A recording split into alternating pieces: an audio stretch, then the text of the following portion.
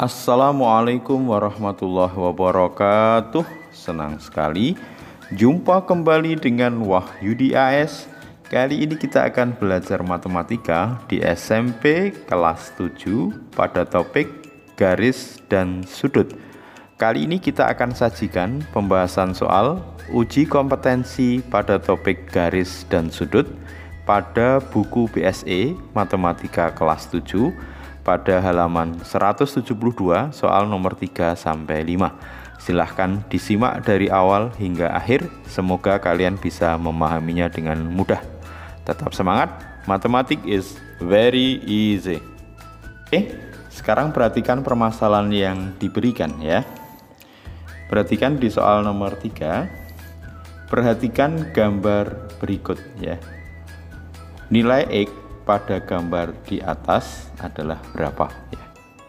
Tentu pada permasalahan ini adalah terkait dengan perbandingan dari segmen garis ya.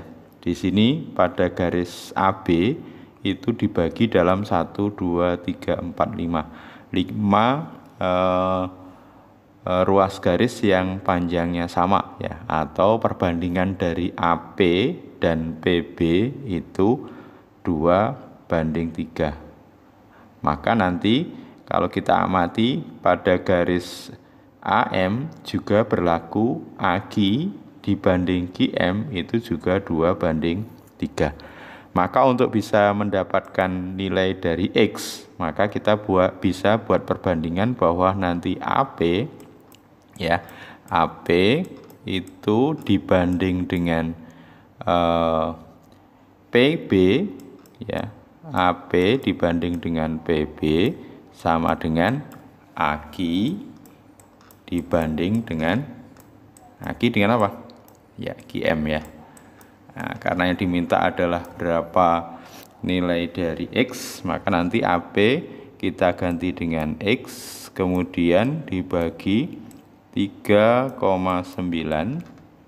sama dengan 2 dibanding dengan 3.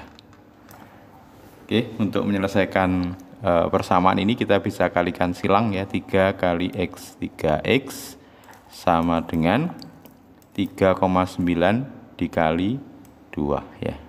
3,9 dikali dengan 2. Oke, kita bisa sederhanakan sekarang untuk bisa mendapatkan nilai dari X tentunya 3,9 ya dikali 2 dibagi dengan 3 ya. Di sini kita bisa sederhanakan nanti 3,9 dibagi dengan 3 ya. Nah, dapat berapa? 3 dibagi 3 dapat 1, 9 dibagi 3 dapat 3. Ya, 1,3 dikalikan 2 tentunya 2,6 cm ya. Oke, kita sudah dapatkan nilai dari X yaitu 2,6. Jadi sekali lagi pada topik ini adalah perbandingan dari segmen garis yang mana nanti AP dibanding PB sama dengan AQ dibanding dengan QM. Oke, cukup jelas ya. Oke, sekarang kita beranjak ke soal nomor 4 ya. Ini kita hapus dulu. Ya, kita lihat permasalahan di nomor 4 ya. Besar sudut terkecil yang dibentuk jarum jam pada pukul 4.00 ya. Berarti kita gambarkan dulu sudut yang dibentuk oleh jarum jam panjang dan jarum jam pendek pada pukul 4 ya. Ini misalkan pembagiannya ini 12 tentunya ya.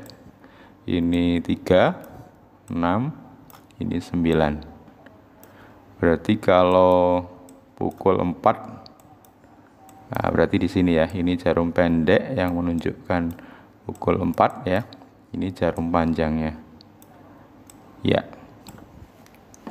Ingat bahwa untuk setiap jarum panjang itu misalkan dari 12 ke 1, maka dia akan menempuh sudut 30 derajat ya. Nah, ini juga berarti nanti 2, 3, 4 ya. Berarti sudut yang dibentuk oleh jarum panjang dan jarum pendek ini adalah 4 kali 30 ya. 4 kali 30 berarti 120 derajat. Jadi sudut yang dibentuk oleh jarum pendek dan jarum panjang adalah 120 derajat. Nah, yang mana di sini yang diminta dalam jawaban adalah diarahkan ke satu putaran.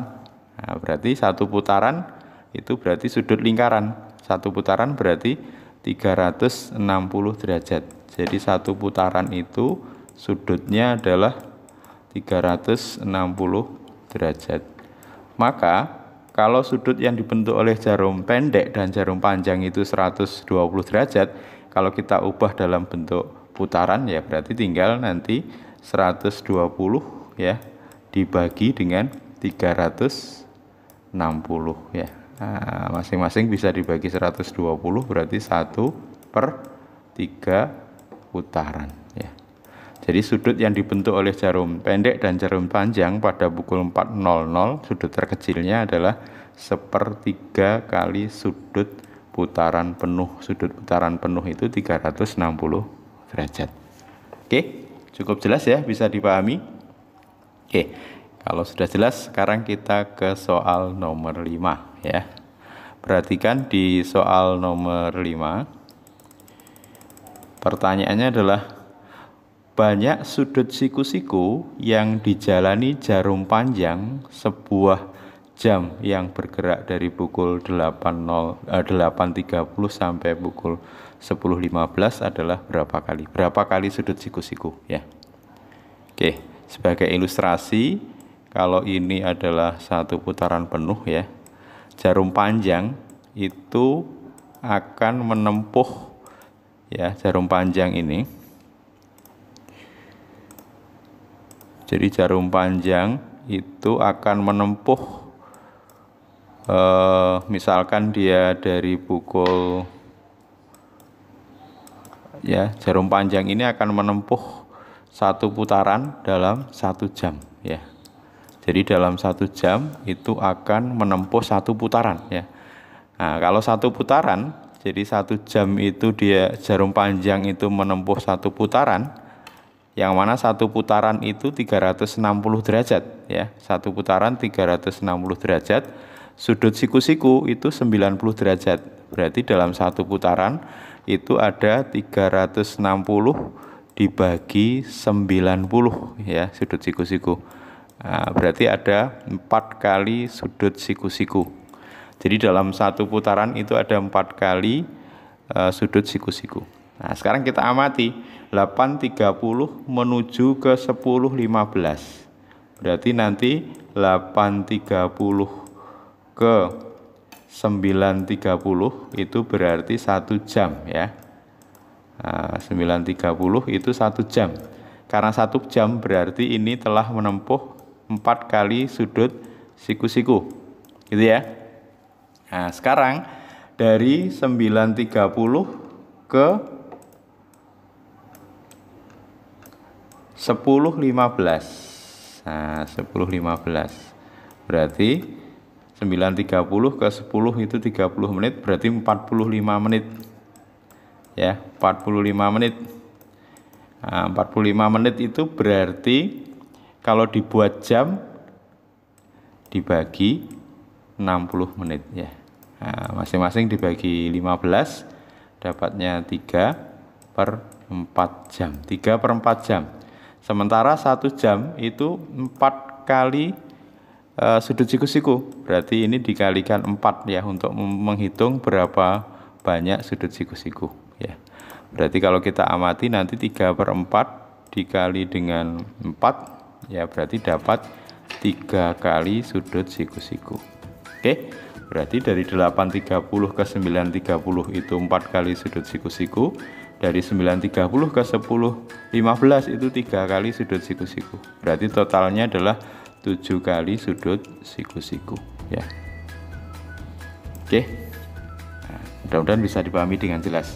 Jadi intinya jarum panjang itu dalam 1 jam menempuh 360 derajat. Karena sudut siku-siku 90 derajat, berarti dalam 1 jam menempuh 4 kali sudut siku-siku. Nah, sementara dari 8.30 ke 9.30 itu sebesar ya 1 jam, kemudian 9.30, 10.15 itu 3/4 jam. Jadi 7 kali sudut putaran. Oke, semoga bisa dipahami dengan mudah. Sampai ketemu pada video berikutnya. Assalamualaikum warahmatullahi wabarakatuh.